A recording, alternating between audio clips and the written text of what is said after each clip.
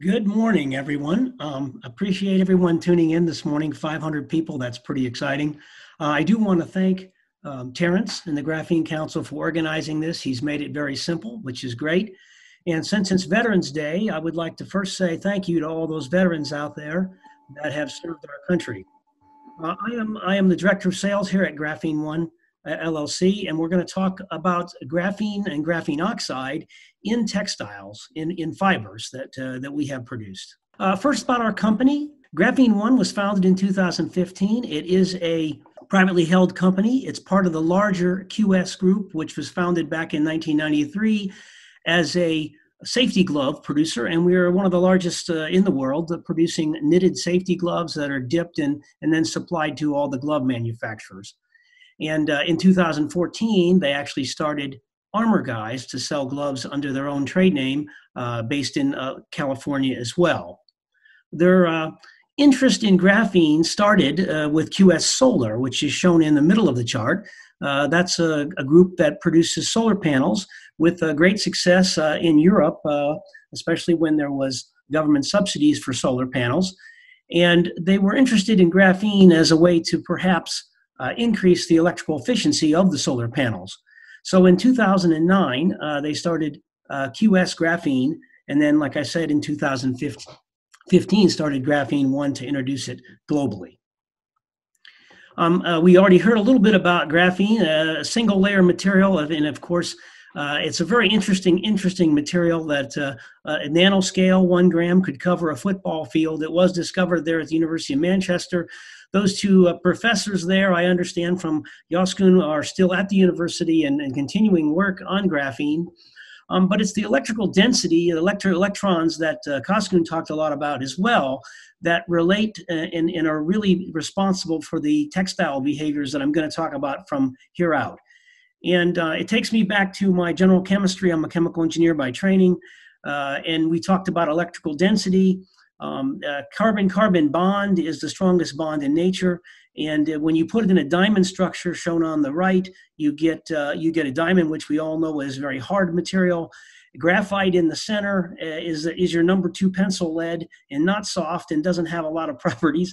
But when you have graphene in 2 layers, the electron density, and if you remember, s orbitals, sp orbitals, where the electrons are at, graphene is quite unique, and the electrical density is very high above and below the 2-dimensional surface, and that's what gives it the properties that we'll be talking about in the rest of my talk, is this electrical density of the base material itself. So our research started in 2009, and we are now fully integrated from graphene to graphene oxide. We have over 30 patents, and we're continuing to develop new grades of synthetic fibers. And we were the first company to really be able to take, and make it on a large-scale commercial basis and still make it economical in a fiber. We're talking about textiles here, and as most of us know, there's a lot of pressure on textiles for cost because the end products, there's a lot of competition out there in the market. And the benefits I'm going to talk about from the rest of the talk are shown on the right there, from bacteriostatic, odor neutralizing, thermal regulation, which relate a lot to the previous talk with the electron densities and the IR and far infrared absorption, mechanical strength and abrasion resistance, UV resistance, and mite and mosquito repellency. All are a function of the electrical properties. It's really a functionalized yarn, and it is graphene oxide. It's not graphene layers like Koskun was talking about. It's graphene oxide. It is covalently bonded to the polymer. It is introduced to the polymer in a master batch blend as the fiber is being extruded, but it is permanent. So it is part of the fiber. It can withstand, of course, therefore, numerous washings. And I would like to say that it's quite environmentally friendly. As I mentioned, carbon is the most common element on our planet, and we have invested a lot of time and money to put in air and water abatement systems that exceed all government regulations. I'm going to talk just a second about the mechanical strength because I don't have a specific slide on that. We're not greatly affecting the tensile properties or the abrasion properties of the fiber, but we do see in our gloves, and the Armor Guys division has introduced gloves with Kyrene and Kyrene Pro, which do have higher cut resistance and higher abrasion resistance as measured in gloves. In the fabrics, we see a small improvement, but not a major change from the base polymer itself. And those base polymers are shown here. In a filament form, we have nylon or polyamide in a 70 denier. We have polyester in 75 denier. We have ultra-high molecular weight polyethylene in several different deniers.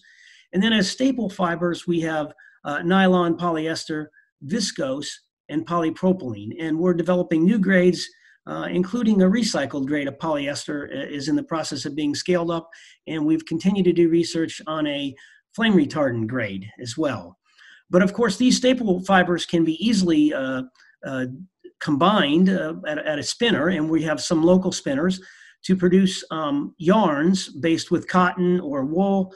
Woolmark and the Wool Institute have done a lot of work. There's a very synergistic effect with the graphene and the wool. Wool's known for insulation and wicking properties, and the graphene adds the other functional properties that we'll be talking about from here out. So really, we're talking about knits and woven materials with any of these materials. And I guess the good news is the fibers handle very much like any normal fiber. So the polyester fiber, if you're using polyester, you could put the Kyrene graphene polyester in, and it would handle the same, weave the same, dye the same, finish the same.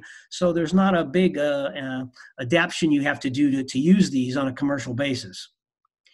Commercial applications here are shown, and are quite diverse, from on the far right top, mattress ticking and bedding and pillows, to very thin knitted underwear and garments like that, to base layer fabrics like t-shirts and workout gear, socks, to heavy woven products like denim, where it's combined with cotton.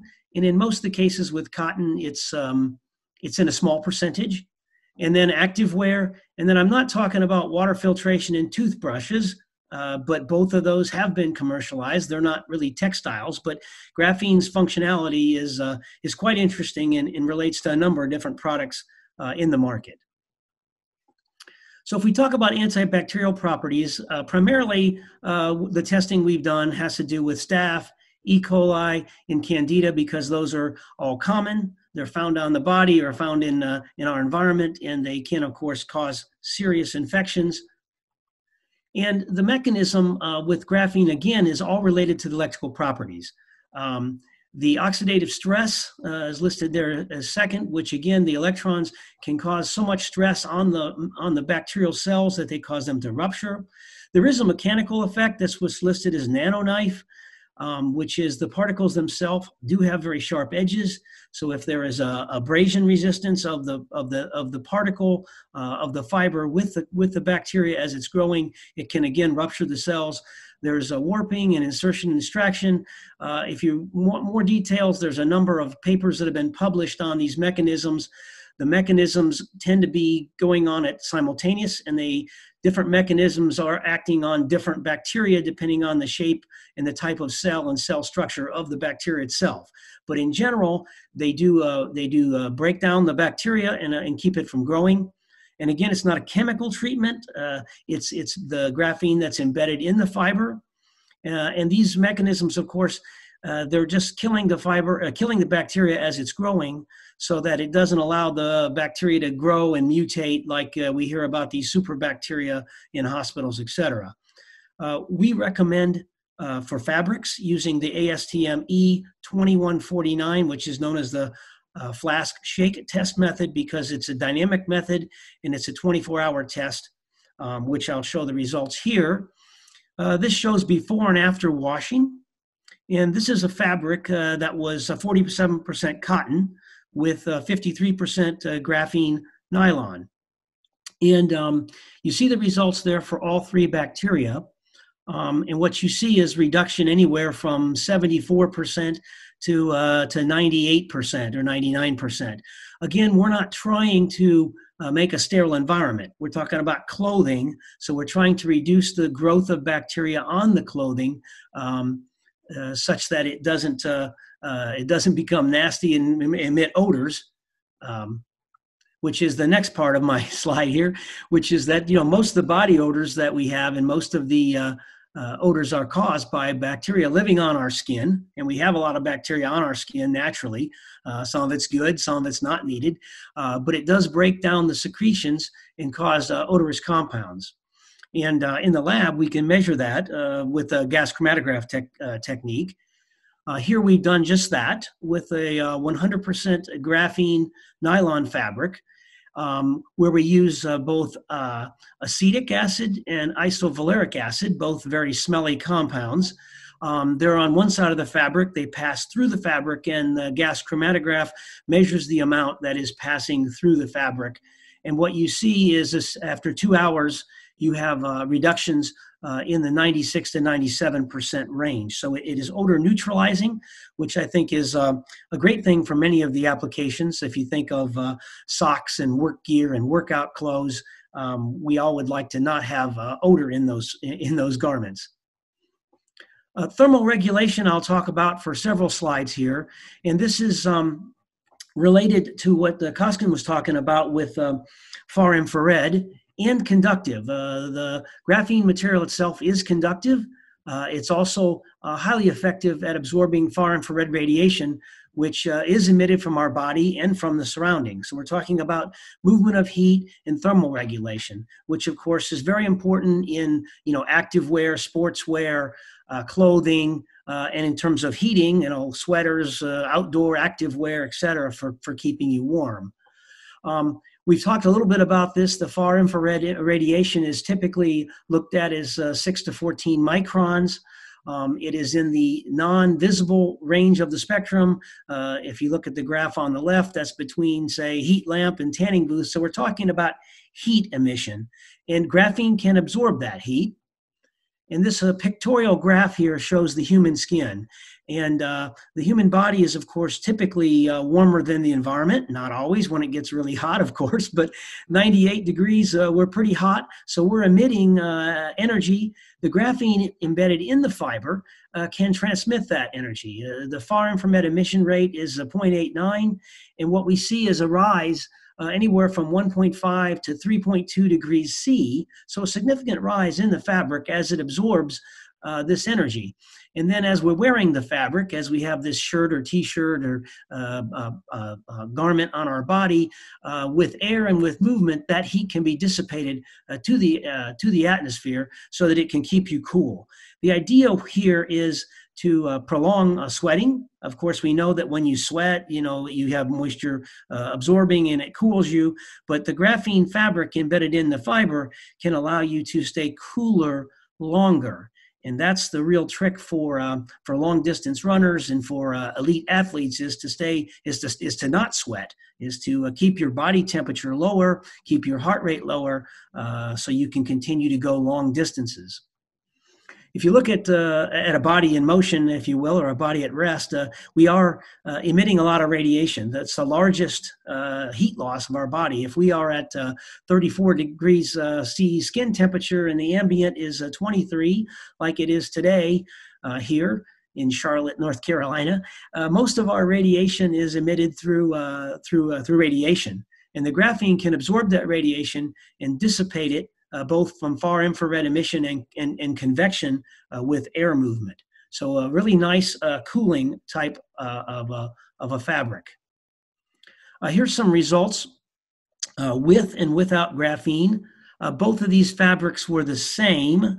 The fabric on the left with graphene, or without graphene, was nylon with cotton, half and half. And then on the right, we just substituted a standard nylon with our Kyrene graphene nylon with the cotton blend, same cotton blend. And what you see is that the thermal transmission rate goes from 41.7 to 60.6, and the thermal resistance goes down as well as the flow. So what we see is the cooling just by changing the half of the fabric. If we change the normal nylon to a Kyrene nylon, we've improved the cooling rate of that fabric, keeping everything else the same by a factor of 1.5. Now for heat retention, we have to get a little creative. because the same forces are at work here. But we found, and with some folks we've worked with, that with a two-layer construction. So here we're showing data from a two-layer fabric that has graphene close to the body and a PE polyester fill construction on the outside. So a more of an insulation type material on the outside layer and graphene on the inside layer. This was interesting fabric. And what we see, if you look at the two arrows in the chart, is that we have a CLO of 3 versus a CLO of 2.4.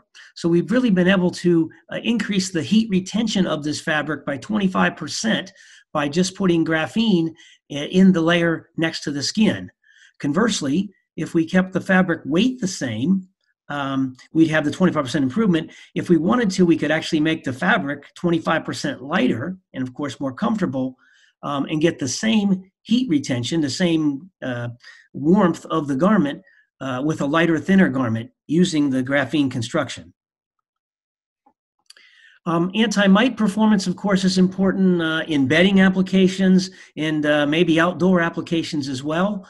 Here we've got a 75% cotton, 23% graphene with 2% spandex fabric that was tested with this method here, this GMB method. And this method goes for 24 hours. And what we see was a 95% repellent rate of mites. And again, it's not killing the mites, it's just the electrical activity of the material is driving them crazy and repelling them from the fabric. I should mention here, you see it's only 23% of our Kyrene graphene. So the properties, you don't have to have 100% material to see effects.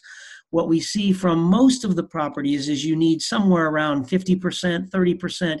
It will vary on the property you're looking for. For antibacterial and for thermal regulation, typically you want at least 50% of the graphene-containing fiber in your finished fabric. But you don't need 100%. So you can make nice synthetic natural blends with wool or cotton or other synthetic fibers as well. Mosquito repellency, very similar. We're not killing the mosquitoes, but in this testing, we found that 49% of the mosquitoes were repelled, so not 100%, but it does repel, and again, based on the electrical properties that are in the graphene. There are also therapeutic benefits, and here there's been a lot of research conducted over the last decade or so, and you also see ongoing research in the area of sports. You've seen some companies come out with some compression and other types of fabrics that are trying to help elite athletes recover faster. And again, with the far infrared absorption, you might end up with a fabric that is warmer. You might get anion activity of the molecules. And there's a lot of work continuing in this area that can the fabric itself have therapeutic benefits, even benefits to mood. The test results or the testing we've done in this area, there is no real standard testing yet on how to evaluate some of these properties, is looking at just the electrical activity. So we're looking at here how many picks, and we do see that a fabric, nylon fabric would have 0, whereas our graphene nylon fiber had 590 picks per cubic centimeter. So there is definitely electrical activity in the fabric that can be measured in this type of a test, and it can bring therapeutic effects to the fabric. This seems to be catching on quite a bit in Asia, I would say, and maybe we'll migrate here to the US soon. So in summary, our Kyrene graphene fiber, I think, can bring real benefits to fabrics. With the variety of polymers we have and that we're inventing, they can be used in knits and fabrics of almost any type of construction, from really lightweight to heavy fabrics, from whatever you can imagine, and can be combined with natural fibers. And that the graphene is bonded in the fiber backbone, so the properties are lasting. There are some other graphene materials out there that are coatings and that are finishes, and they do work on similar mechanisms. But ours is permanent, and it will be there for the life of the graphene product. I'll take questions now. Excellent. So thank you so much for that, for both presentations. We have some really interesting questions. I'll try to combine some of these. So first of all, questions came in both cases about durability, washability, and not just washing, but also in the dry cleaning environment. And it's obvious to point out here that from Joshkin, we saw about basically a coating, right, is layering graphene on top of the textile. And with Dave's presentation, we're talking about incorporating graphene actually into the fibers, so into the liquid phase before the fibers are spun, if I understand that correctly, Dave. So these are two different approaches, but both questions apply: is washability, durability, and even if you have information about what about in a dry cleaning solvent. So we had some test results on washability, because in our case we synthesize graphene and then we laminate them on textile, and we have a protection layer on top. It's an infrared transparent polymer, and we tested them in a desktop washing system, and we haven't seen any degradation. And in the paper, we have some results showing that after 10 cycles, still the optical response and electrical response stays the same. It's quite washing stable, I would say. Excellent.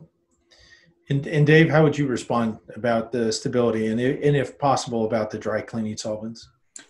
Yeah, that's a question that I get quite often. From a washability standpoint, you saw the one part of the data where we did 50 wash cycles, which is pretty common for us. We want to always evaluate the antibacterial performance, so we kind of use that as a QC test. So we've done 50 wash cycles, and I'm sure you could do more. Since the graphene oxide particle, if you think of it as a particle, it's embedded and covalently bonded to the polymer backbone. So it's not going anywhere. It'll be there for the life of the polymer. I don't have dry cleaning tests to share. I'm sure we've done them. I would say that it would be related more to the base polymer. So whether it's viscose, rayon, cotton, if you can dry clean that base polymer, polyester, then you should be able to dry clean the graphene with no effect. Excellent. Excellent. One of the other questions that had come up, if I look at this, is about the additional weight. And actually, I would ask a couple of different things. One is maybe touch and feel, right? So the characteristics of the material, how much weight does it add, if anything? Is there a different specific weight than for the materials? So again, maybe we go in the same order. Joshkin, if you want to talk about what about the change in the physical feeling and weight of the material? It's almost negligible in terms of weight, but mechanically, the mechanical response is actually coming from the protection layer, not the graphene itself. So the mechanical response and the weight coming from graphene is almost negligible. Excellent. And Dave, how would you react with your combined fibers? Yeah, I mean, again, ours is very, very small. I mean, we're putting in a very small percentage of this material into the fiber. So really the properties, as I mentioned, the handling, the feel, the properties of the fiber are very, very similar to the base polymer. So our nylon fiber handles, feels like nylon. Our polypropylene is slippery and feels like polypropylene. And our ultra high molecular weight polyethylene is a very strong fiber. So, it's strong and has low elongation. So, nylon has 60% elongation. So our fibers behave, weigh, and feel very much like the base polymer. It just has a small gray look to it. It is gray. I didn't mention that anywhere, but that question always comes up: is it gray? What can we dye it? Can we finish it? And it is a light gray. And if you're trying to do white, that becomes difficult. If you're doing any darker colors or even most pastel colors, you can dye and color that. And then, of course, if you make a 2-layer construction, we have a number of people that are making like knits. They're putting the graphene next to the skin to get the functional properties. They're putting a layer of another polymer on the outside that can be easily dyed any color. And then there's a bunch of people that are really like the gray color and are making the gray, white, interesting color and calling it natural and advertising it that way. Got it. Excellent. We've seen another phenomenon with adding graphene to different materials like polyurethane, and for different physical properties, but then found out it actually made the material more fire retardant or fire resistant. Do either of you have any information about graphene in textiles and having an effect of reducing flammability? Not really. Not from my side. Yeah. And Dave, have you tested for that at all, or do you have any? Yeah, we're currently working on a grade that would be flame retardant. We had some work a couple of years ago. It wasn't working so well. And we're now actively working on that again. Since we just put a little bit, the graphene is not going to be a flame retardant itself. Okay, so you're going to need to have other technologies and probably a polymer base that is a flame retardant. A flame retardant type polymer as well. So that's what we're working on. Stay tuned. Excellent. Okay. Another question that, again, for both of you, Indrashkan, in your sample, you were kind of looking at graphene as an active signaling device, or it was activating within the textile. Can it also work kind of in reverse, that it acts more as a sensor, so detecting signals and then transmitting and making these smart fabrics? It can work as a sensor, but it can work as an electrical sensor. Sensing optical signals, it's a bit challenging, and we don't have any devices for that.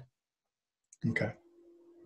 And Dave, what about you because we've seen this like in some geofabrics, we have, some companies that have made geofabrics and use graphene to turn it into an electrical sensor for like leak detection or something like that. Have you explored any of that from a signaling perspective at all? We've not worked on it from an electronic standpoint. No, we're looking at really it from a standard textile, and can we provide functional characteristics without coatings and things. So, replacing silver type compounds for antibacterial, so ours is based on electrical property, but we're not, it's graphene oxide. We're not applying any kind of electrical impulse to the fabric. So no, we really haven't pursued those applications. Okay. And kind of going back to you, Dave, on the antibacterial properties, there's a lot, we see it every day with a lot of masks, right? So textile masks for COVID-19. And there's, one should not mix up the difference between being antibacterial versus being antiviral. But we have seen some studies of graphene actually being antiviral. And you definitely have studies there for antibacterial effects. Have you been able to test for antiviral behavior? Yeah, that question comes up often as well in today's COVID environment and working from home, of course. There is some I won't say evidence, but there's some belief that it can have antiviral properties. I would not be completely surprised, of course, because of the, again, electrical properties. But bacteria and viruses are quite a bit different. So whether the same mechanisms work, I mean, again, if bacteria are much larger, we're rupturing cells, we're retarding it from growing. Virus is a whole different animal. We haven't pursued too much with the antiviral. But there are some people that have worked on that in the industry. Yeah, and I would say we've also seen that and seen some test results that actually confirm that it can have that behavior. A slightly different question. This is more on the commercialization of it. People have looked at graphene with textiles for a while now, and obviously it's maturing. And what we see in this presentation is not only the possibilities, but the fact that it's actually commercially available. I mean, your material, Dave, is here now today, right? That's available for products. But kind of an overarching question is, because it does have definite advantages and some really interesting characteristics, and there have been some products that have been brought to market in terms of textiles and clothing. Is there any reason why you think that this hasn't been more broadly adopted by some mainstream players like, a Nike or Under Armour or some of the major clothing manufacturers? Why do you think it's not yet that widely adopted? Well, it's still very new technology. I mean, if you want to think about it, the discovery was just 10 years ago or so. It's coming. I will say that there are major brands that are doing launching very soon. COVID really set everything back about 8 months, unfortunately. A lot of things that were about to go. So it's, and again, you have to think about how to use it. When I talked a little bit about the heating, you can't just make a fiber or make a fabric and then say, well, it didn't work. So we've had a few missteps as well in terms of coming up with the right fabric construction to get the desired properties that I wanted. But it's coming. It's much more prevalent in Asia.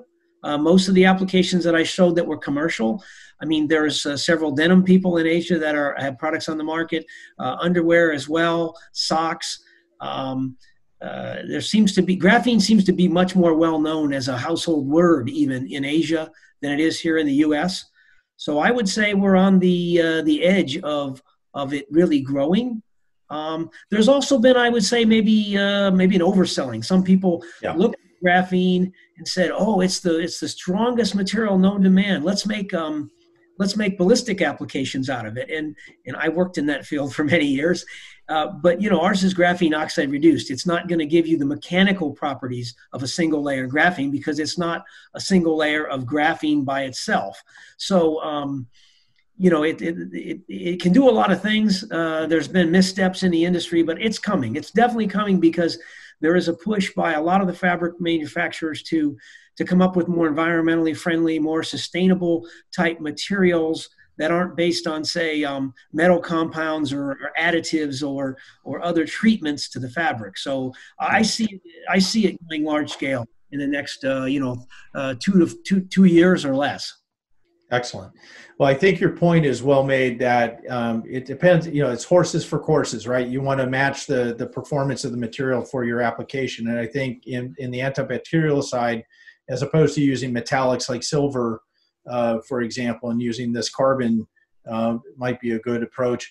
The other comment or observation I would make is there have been some extraordinary claims by different makers that they're using graphene. And I just want to caution people that it's not always crystal clear that they're actually using graphene, and it's also not clear how they're substantiating some of their claims. So I think there has to be a heavy dose of caution applied, and that's one thing that the Graphene Council does try to do, is to kind of vet the environment here to make sure that we're dealing with bona fide materials. And so just a word of caution. And it doesn't do the industry any good when we get some exaggerated claims. I do want to kind of try to squeeze in a couple of comments here or questions before we close at the top of the hour. We have tons of questions, but Gaussian, you showed at the end of your presentation other applications besides just this infrared masking and tuning capability. And you alluded a little bit there to some potential, defense-related applications, the radar absorbing applications. And I don't want to lose sight of that, because I know we're talking about these textiles, but I think it's really interesting, some of the work, the advanced work that you're doing, and there might be parties that are quite interested in some of these other applications. Can you just kind of talk about what you see as the potential here? Yeah, I think graphene is quite unique because it's providing this high mobility electrons. So when you look at this from physics point of view, light is light. So the same equations apply pretty much all wavelengths.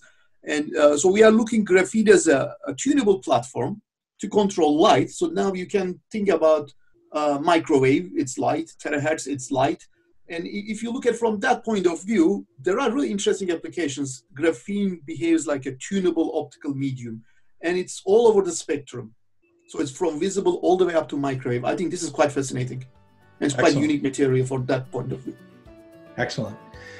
Well, with that, let me close by saying the following. First of all, I want to thank both of our speakers. And Dave, I want to thank you as well for pointing out it is Veterans Day, the 11th day of the 11th month, which we celebrate in many, many countries around the world. And we need to acknowledge the service that's been given by armed forces members across many countries around this planet of ours.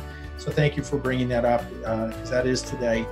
I want to also emphasize, for those of you who are interested in this field and you would like to learn more, that's why the Graphene Council is here, and that's why we can bring to you such good subject matter experts as both of our speakers today, for which I'm very grateful for the time and effort that they've put into providing this education. If you'd like to learn more, you will receive the contact details for each of our speakers. You're free to contact them directly. We would encourage that. If you want to learn about graphene and its applications, producers, and the entire ecosystem, the Graphene Council is the place that you should turn. and we encourage you to join the Graphene Council, because not only can we just provide information, but if you want to get into R&D projects, we do partner with the Henry Royce Institute, of which Professor Koshabas is part of, as well as the Graphene Engineering and Innovation Center at the University of Manchester, as well as other university research centers. And of course, we're very happy to have Graphene One in Dave's company here as a member of the Graphene Council, as we help to publicize this information and commercialize it, so that you can, our audience, can use this in your products and bring it to your customers and unleash the power that graphene has. It's really quite an amazing material. And with that, I want to say thank you to everybody. Thank you for listening. We'll send out a link to the recording and the slides as promptly as we can, and appreciate your time and attention today. So thank you, everyone. Thank you, Mr. Thank you.